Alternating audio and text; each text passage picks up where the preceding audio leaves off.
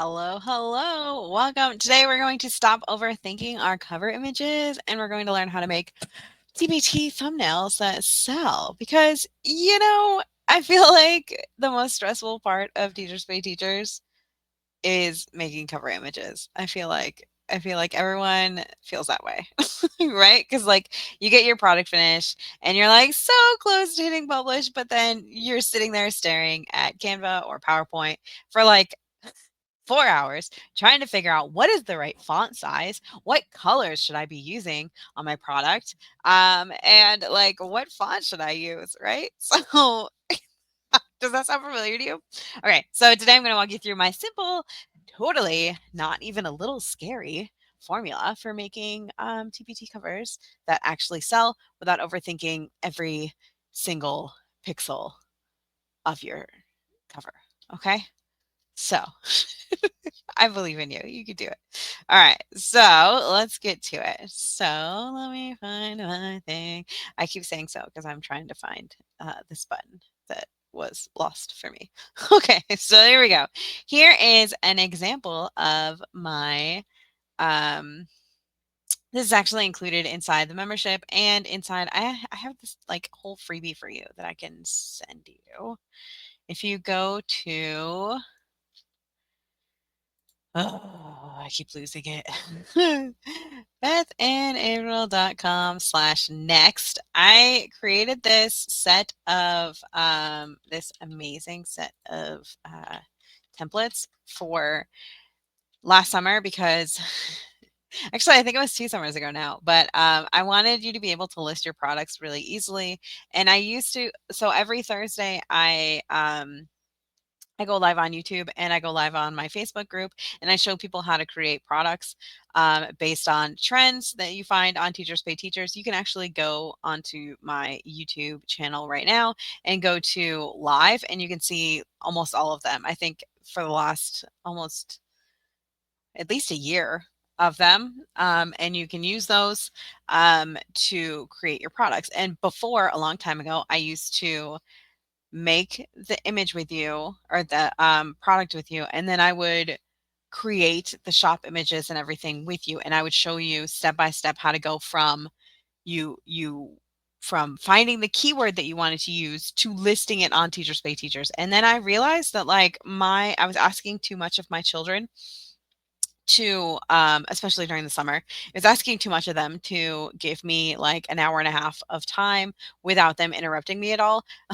So what I did was I made this like easy button for you guys so you could watch Trendy Thursday with me, and then the next, like bethandavril.com/next, the next step was these shop images that I gave you. So I gave you, I believe it is shop images. So the cover photo and thumbnails, I give you a preview template and I give you a description template. All that for free inside here. You just have to add your information and then you get it for free. And if you want templates, those are inside the membership, which is, you'll see that with that. But anyway, so what I would do whew, all right. So that was a lot. We got through it though.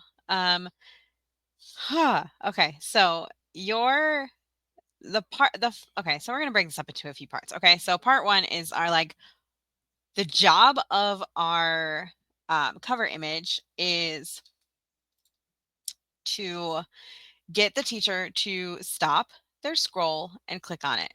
Right. That's it. So when you go to Teachers Pay Teachers, right? teacherspayteachers.com and you look at something like you type in let's say that we're doing like addition facts, right?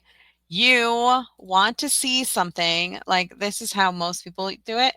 They want to see something that's super obvious, like you have a very clear image of like you can easily tell what this is based on just this. With this might be a little bit harder, but I mean, this person is they're making a whole bunch of sales. They're doing great.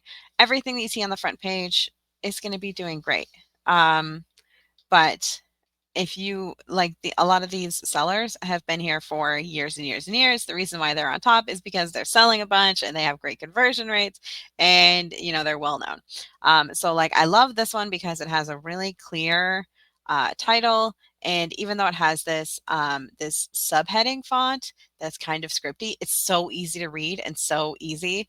And then you can see it has these cards, and then it has a picture of the printable. All of this it's just right on the front page. So it's so easy to see and easy to use. So what you want to do when you're doing these kinds of things, when you're going through your shop, like not shop, but you're going through like the search, I want you to look at what pops out to you. So like addition pops out to me here because this is so clear what it is, even with lots of images of the products below. You can't see what those images are, the products are, but you can tell that they're there. So you would click on this to see more when you're ready to. And then this one, you can see it's a number search. So it's like, ooh, what is that? And you would click on it.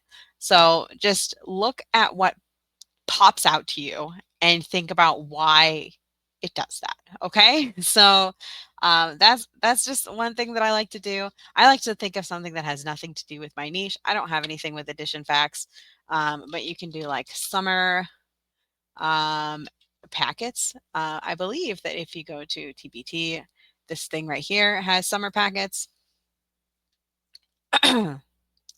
So this is actually exactly what I tell you not to do. But with summer packets, you want to see everything that's included. So I feel like the one that sticks out to me here is this one because you can kind of see what's going on here. And then, yeah, so see what screams to you, and then kind of make something similar or take what you like maybe you like that this has clip art on it, or maybe you like that this has like the pages like splayed out like that. Maybe you like that this person has like a little circle that says the grade level on it, or maybe you like that this has multiple colors and an outline on each of the letters. Maybe you love that. Maybe you like this black and white that's super easy to see what's included. Maybe you like, you know, uh, this tree. I don't know. I don't know. I'm running out of ideas with the things that I like. Maybe you like that this one has the really bright font on top. Maybe you like the bright colors. Maybe you like that this one is printed out and colored in. You know, just I would go through and look at what you like and figure it out there. Okay. So my rules that I have for when I create my images is that like I don't like to have um let's go back here. I don't like to have 47 preview pages crammed onto my cover, right? I don't need to have every single standard listed, and I don't need to show off my entire resource in one, little square inch. And you just need to say, hey, this is for you, right? So I like to have a big, bold font with 1 to 3 words, like I don't even know, lacing cards or summer, and then lacing cards, for example, and then a keyword or subject, and then one clear visual that represents your product. So something like this. Sometimes I have a second page here, but usually it's just the one, and then I talk about like the fun stuff right here, right? Enough white space to let it breathe. You want to let your product breathe, okay? This image is what they see in the search, okay? So there's that. This is kind of an example of some of them that I have. And this is the mistakes I see because this is my favorite thing to do.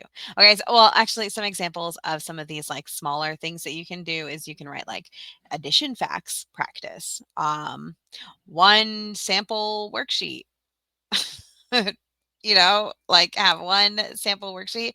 You can like print it out and write down some numbers on it.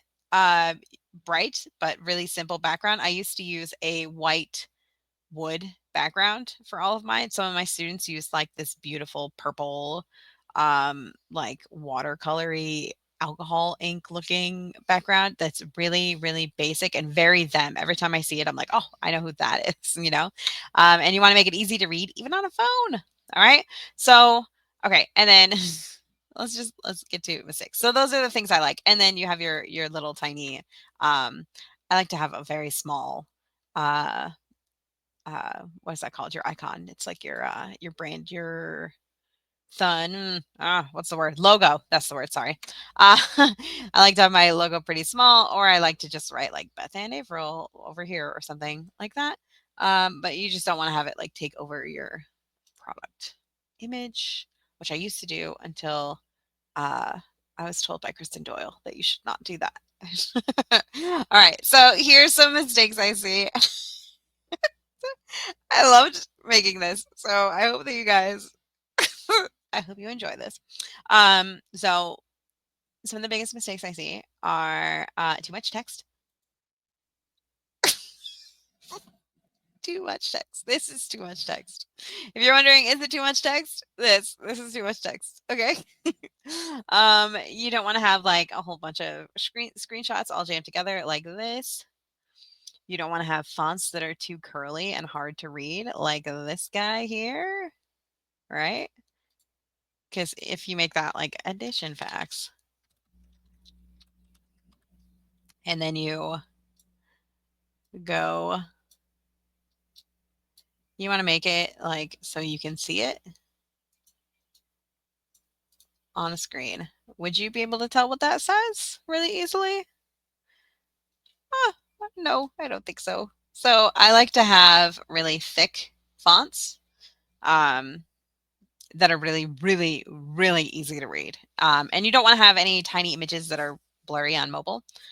So I always like zoom out, like you just saw. I always zoom out so I can see the design, so I can see how buyers will see it when they're scrolling. Okay.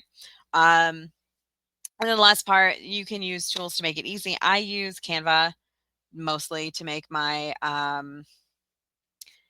shop images, but there's also PowerPoint, which is a fantastic one.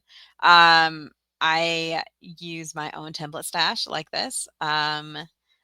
If you don't have my templates and you're not interested in using them, that's totally fine. What I would recommend is you make your own and you make it really, really basic, right? So like your normal um, branding colors, and then just like very basic, very what's the word when it's like really easy, lots of contrast, right?